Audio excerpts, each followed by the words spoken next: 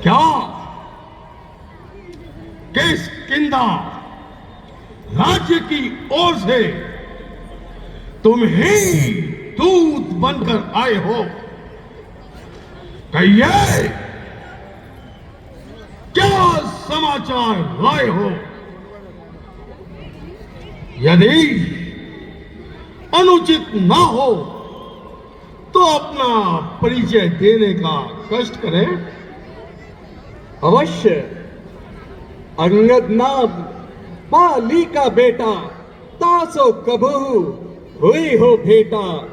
रामदूत हम सुन 10 सीसा, तब आए देखन भुज बीसा। श्रीमान, मैं स्वर्गीय वानरराज बाली का पुत्र हूँ और अंगद मेरा नाम है।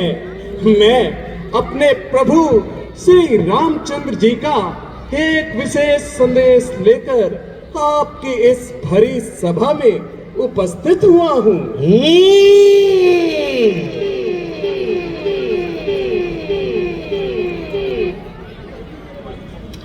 तुम ही मेरे मित्र बाली के सुपुत्र हो? कहिए, पुत्र कुशल से तो हो? महाराज, आपकी कृपा से मैं कुशल पूर्वक ही यहाँ पर आया हूँ और कुशल पूर्वक ही हूँ।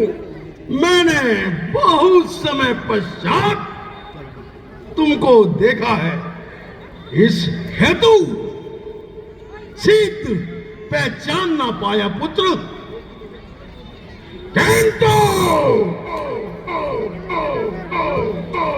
मुझे आश्चर्य होता है, तुमने यह नीच कार्य करने की क्या ठानी? महाराज, आप मुझे भला कुछ भी कहिए, भला मैं आपके नीच और पतित कहने का तब बुरा मानता हूँ, बल्कि मैं तो आपकी इन बातों सहता हुआ और अपने पिता के एक अच्छे मित्र को अपने इस तुच्छ बुद्धि से समझाना अपना कर्तव्य समझता हूँ। क्योंकि महाराज, ये मैं भली जानता हूँ कि आपके और मेरे पिताजी के घनिष्ठ संबंध थे, जिस कारण मेरा आपसे अति स्नेह भी है। अन्यथा हमारी ओर से तो हनुमान जी सूचना पहले ही दे चुके हैं। हनुमान हनुमान हनुमान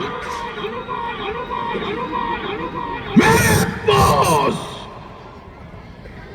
ये भाषण सुनने का कोई समय नहीं है। जो कुछ कहना है सिद्ध कहो। तो सुनिए महाराज, मुझे श्री रामचंद्र जी ने इसलिए भेजा है कि आप इस अकारण के रक्तपात से मुख मोड़ लीजिए, और यही प्रार्थना मैं भी आपसे करता हूँ। यदि दोनों ओर संधि होगी, सैनिक बलिदान नहीं होंगे, सब और शांति का राज्य होगा, झगड़े नुकसान नहीं होंगे। जो यदि रणचंडी चेत उठी तो पृथ्वी सारित न होगी। अरे जय पराजय तो फिर होगी, पहले मां पर लय होगी। इसलिए आप श्री रामचंद्र जी से क्षमा मांगकर माता सीता को उन्हें सकुशल लौटा दीजिए। सीता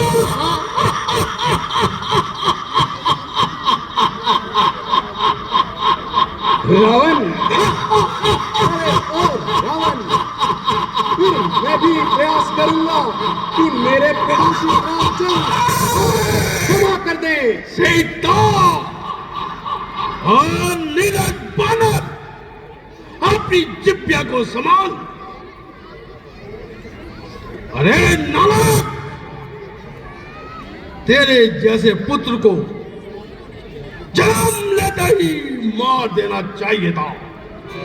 पिता का बदला तो दूना, उल्टा उन्हीं का सेवक बना फिरता है। धिक्कार है तेरे जैसे कपूत पे। यदि तेरे जैसा सपूत मेरे कुल में जन्म लेता तो उसे कभी का स्वर्ग पहुंचा दिया होता। बेशरम, जिस कुल में तेरे जैसा लाल हो, बाप के घातक का अफसोस दलाल हो, जिसको अपनी शर्म गैरत का कुछ भी ख्याल ना हो। अरे बेशरम, तू जैसे कबूत को तो पैदा होता ही मर जाना चाहिए था। ओ अभिमानी रावण, वास्तव में तेरा कोई दोष नहीं। होनी के काल चक्र ने तेरी बुद्धि पे पर्दा डाल दिया है और सोच विचार का अंश तेरे हृदय से ही निकाल दिया है। शौक है मेरा यहाँ आना बेफायदा हुआ। अरे समझ जा, क्यों मौत का सैदा हुआ। तेरी इन बातों से तेरा ख्याल बेफायदा हुआ। अरे क्या विभीषण तेरे कुल में पैदा नहीं हुआ। अरे आप अपनी सोचिए। अरे क्या फिक्र मेरे बाप की होने वाली है वही हालत ए हजरत आपकी। अपनी जिब्या को समा